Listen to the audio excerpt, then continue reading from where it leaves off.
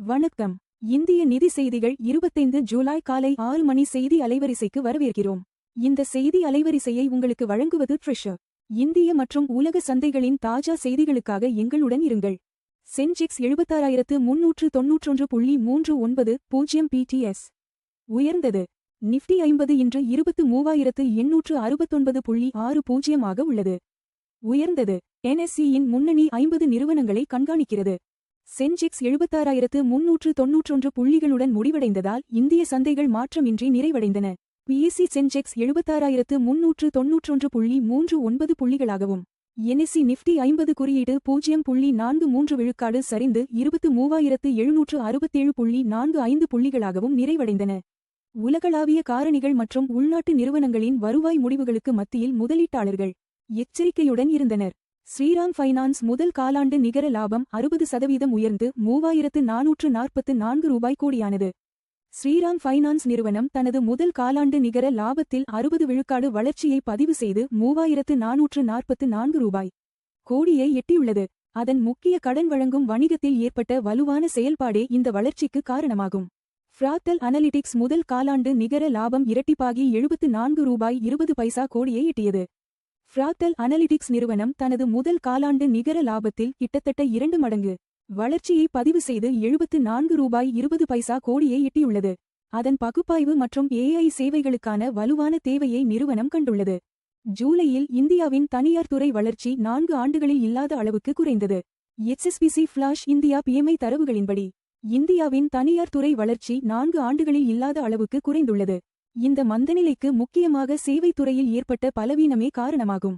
இந்தியாவிற்கான சவுதி எண்ணெய் விற்பனையில் 50% சரக்கு கட்டண உயர்வு. ஹூதி செங்கடல் முற்றுகை காரணமாக இந்தியாவிற்கான சவுதி அரேபிய எண்ணெய் ஏற்றுமதி 50 விழுக்காடு சரக்கு கட்டண உயர்வை எதிர்கொள்கிறது. இதற்கிடையில் உலகளாவிய கச்சா எண்ணெய் விலை ஒரு பேரலுக்கு $90.47 ஆக குறைந்து முடிவடைந்தது. ECC நிறுவனத்தின் முதல் காலாண்டு நிகர லாபம் 60% சரிந்து $147 கோடியானது. அதானி குழுமத்திற்குச் சொந்தமான ECC லிமிடெட் நிறுவனம் தனது முதல் காலாண்டு நிகர லாபத்தில் 60.8 விழுக்காடு சரிவை சந்தித்து $147 கோடியை பதிவு செய்துள்ளது. இந்த கடுமையான சரிவுக்கு முக்கியமாக குறைந்த விற்பனை அளவு மற்றும் விலை அழுத்தமே காரணமாகும். தங்கம் ஒரு ட்ராய் அவுன்ஸ் $4,055.70 ஆகவும் வெள்ளி விலையும் உயர்ந்து முடிவடைந்தது. உலகளாவிய சந்தை மாற்றங்களுக்கு மத்தியில் தங்கம் விலை 0.22 விழுக்காடு உயர்ந்து ஒரு ட்ராய் அவுன்ஸ் $4,055.70 ஆக நிறைவடைந்தது. வெள்ளியும் 1.20 விழுக்காடு உயர்ந்து ஒரு ட்ராய் அவுன்ஸ் $58.49 ஆக நிலை பெற்றது. ஈரானிய கடல் பகுதியில் மொசாம்பிக் கொடியுடன் கூடிய LPG கப்பல் தாக்கப்பட்டதாக இந்திய தூதரகம் தகவல்.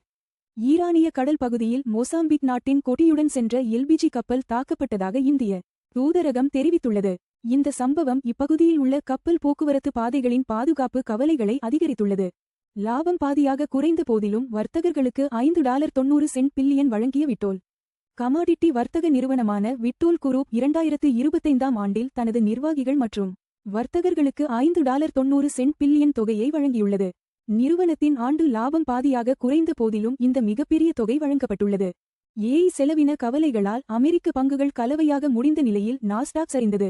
முக்கிய தொழில்நுட்ப நிறுவனங்களின் வருவாய் அறிக்கைகளுக்கு முன்னதாக AI மீதான அதிகப்படியான செலவினங்கள் குறித்த கவலைகளால் SIP பங்குகள் சரிந்து நாஸ்டாக் வீழ்ச்சியடைந்தது.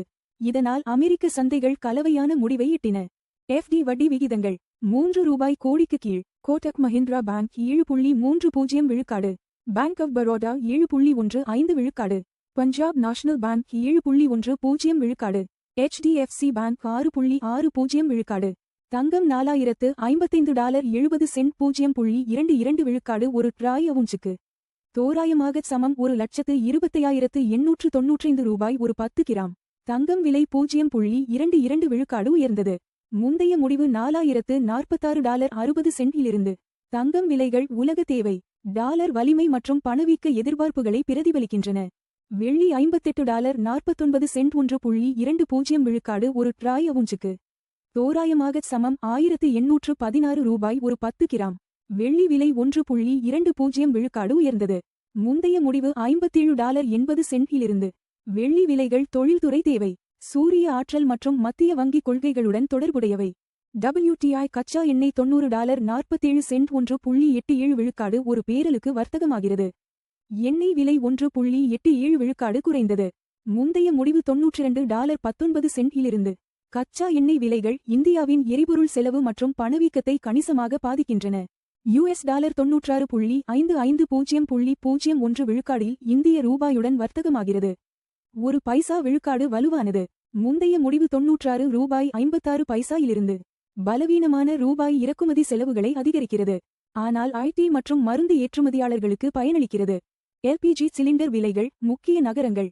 சென்னை $957.50, $3106.